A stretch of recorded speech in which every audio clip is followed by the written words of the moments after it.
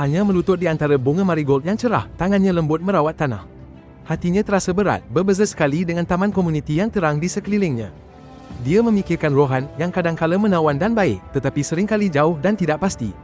Dia akan membuat rancangan dengannya, kemudian membatalkannya pada saat-saat akhir, membuat dia berasa kecil dan tidak penting. Adakah dia benar-benar peduli padaku? Anya sering tertanya-tanya, satu ikatan terbentuk di perutnya. Dia sentiasa menunggu, berharap Rohan akhirnya akan memilihnya tanpa ragu-ragu. Pada suatu petang yang cerah, ketika Anya menyiram sebidang kemangi wangi, Pak Cik Sharma yang tua, ketua tukang kebun, mendekatinya. Dia menyedari kesedihan di matanya, walaupun dia tersenyum tipis. Anya sayang, kemangi memerlukan cahaya matahari dan air yang konsisten untuk tumbuh kuat, katanya, suaranya lembut. Jika matahari terus bersembunyi atau air tidak pernah pasti, bagaimana tanaman itu boleh benar-benar subur? Anya memandangnya, matanya sedikit berkaca-kaca. Pak Cik Sharma, saya rasa seperti saya sedang menunggu matahari bersinar, tetapi ia hanya muncul sesekali. Rohan membuat saya rasa seperti saya adalah pilihan, bukan bunga pilihannya, dia mengaku dengan sedih. Pak Cik Sharma mengangguk bijaksana, memahami kesakitannya yang tidak terucap. Sebuah tumbuhan, sama seperti seseorang, tahu nilainya sendiri, dia menasihati dengan lembut. Ia memerlukan tanah yang stabil dan seorang tukang kebun yang menyediakan penjagaan dan pengabdian yang konsisten. Jika tukang kebun sentiasa terganggu atau tidak pasti sama ada mereka ingin menjaga tumbuhan tertentu ini, maka mungkin tanah ini bukanlah tempat tumbuhan berharga ini dimaksudkan untuk tumbuh, beliau menyimpulkan. Kata-katanya bergema dalam diri Anya.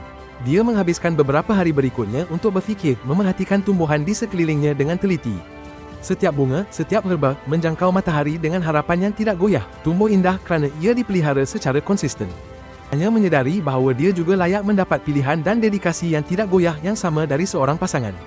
Dia bukan pilihan yang berlalu, dia adalah tumbuhan yang indah, kuat yang layak mendapat cahaya dan air yang stabil. Dengan keberanian yang baru ditemui, Anya bertemu Rohan di bawah pokok banyan lama. Suaranya tenang tetapi tegas ketika dia menyatakan kebenarannya dengan jelas. Rohan, dia memulakan, saya benar-benar peduli padamu, tetapi saya memerlukan seseorang yang memilih saya sepenuhnya, tanpa keraguan atau penangguhan. Saya layak mendapat cinta yang pasti dan konsisten, bukan yang perlu saya soal sentiasa, dia menyatakan dengan jelas. Rohan kelihatan terkejut, kemudian sedikit sedih. Dia cuba memberikan alasan untuk berjanji dia akan mengubah caranya, tetapi Anya tetap teguh. Saya doakan yang terbaik untuk awak, katanya lembut, tetapi saya mesti memilih diri saya sendiri sekarang. Dia berpaling dan pergi, merasakan kelegaan yang sudah lama tidak dia rasakan.